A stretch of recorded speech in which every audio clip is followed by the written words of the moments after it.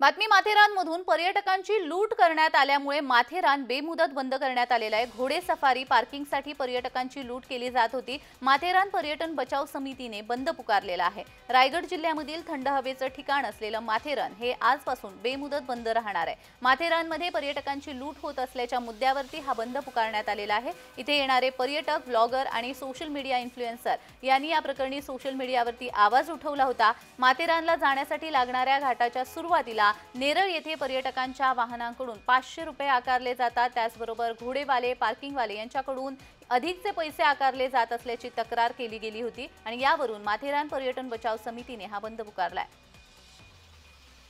पर्यटकांची लूट होत असल्यामुळे माथेरान बेमुदत बंद करण्यात येणार आहे। आजपासून माथेरान बेमुदत बंद करण्यात येणार आहे। घोडे सफारी पार्किंगसाठी पर्यटकांची लूट केली जात होती, अधिकचे पैसे आकारले जात होते, अशा पद्धतीच्या पोस्ट इंस्टाग्रामवर देखील शेअर केल्या गेल्या होत्या। सोशल मीडियावरती आवाज उठवण्यात आला होता आणि त्यानंतर माथेरान पर्यटक बचाव समितीने हा निर्णय घेतलेला आहे।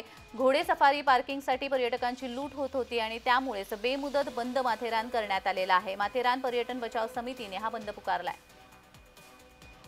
तर या संदर्भात अधिक माहिती देण्यासाठी आमचे प्रतिनिधी अजेश नाडकर आपल्या सोबत जोडले गेलेले आहेत। अजेश, माथेरान बेमुदत बंद करण्यात आलेला आहे, कधीपर्यंत हा बंद असणार आहे? बचाव समितीचं काय म्हणणं आहे? जान्हवी, खरं आहे, माथेरान म्हटलं की पर्यटकांचा ओघ जो आहे तो माथेरानला फिरण्यासाठी मोठ्या पद्धतीने जात असतात।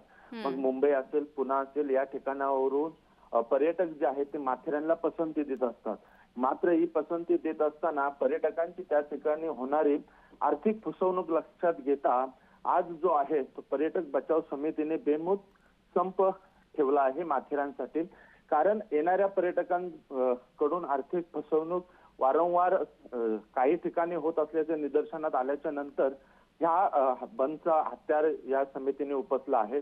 कारण तोच मेसेज बाहेरच्या पर्यटकांना जाईल आणि पर्यटकाचा ओघ आहे तो कमी होईल आणि त्यामुळे तिथल्या स्थानिक रोजगार असेल किंवा मग हॉटेल व्यवसाय यांच्यावर परिणाम होईल आणि माथेरानमध्ये पर्यटक येण्याची संख्या कमी होईल। त्यासाठी जो आहे तो हा बंद पुकारण्यात आलेला आहे, जेणेकरून पर्यटकांची जी फसवणूक आहे ती थांबली पाहिजे। जान्हवी, अगदीच धन्यवाद अजेश दिलेल्या सविस्तर माहितीसाठी।